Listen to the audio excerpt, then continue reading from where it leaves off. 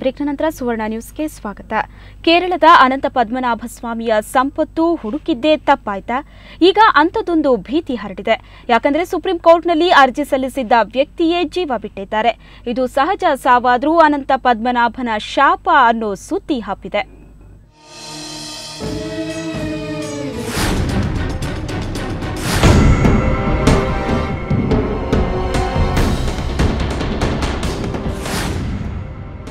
ಅನಂತನ ಸಂಪತ್ತು ತಂದಿದೆ ಆಪತ್ತು.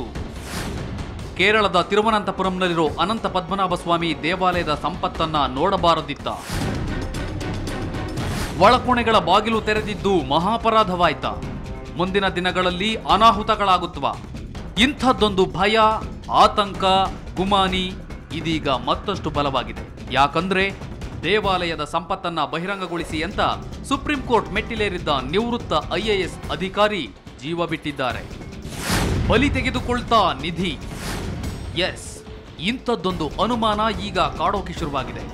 ಅನಂತ ನಿಧಿ ಶೋಧಕ್ಕಾಗಿ ಹೋರಾಡಿದ್ದ TP ಸುಂದರ್ರಾಜನ್ ನಿನ್ನೆ ಬೆಳಗ್ಗೆ ನಿಧನರಾಗಿದ್ದಾರೆ.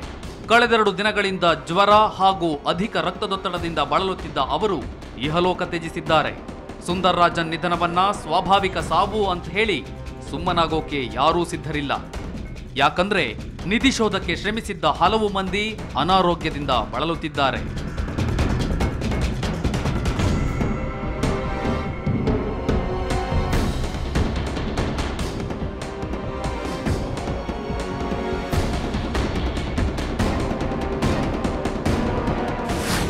ಅನಂತ ಶಾಪ.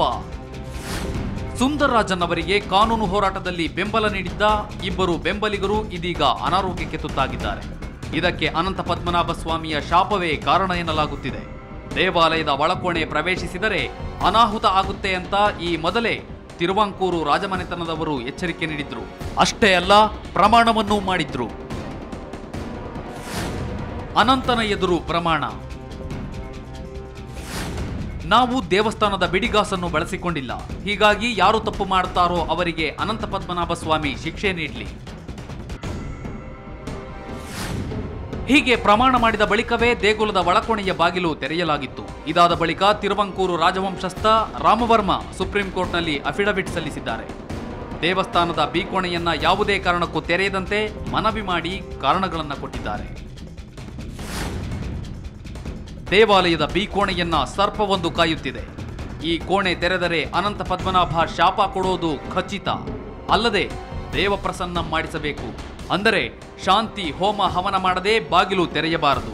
ಇವೆಲ್ಲ ಆಗಿ ಬಾಗಿಲು ತೆರೆದರೂ ಕೂಡ ಧಾರ್ಮಿಕ ನಂಬಿಕೆ ಆಚರಣೆಗೆ ಧಕ್ಕೆಯಾಗುತ್ತೆ ಅಂತ ಮನವಿ ಮಾಡಿದ್ರು.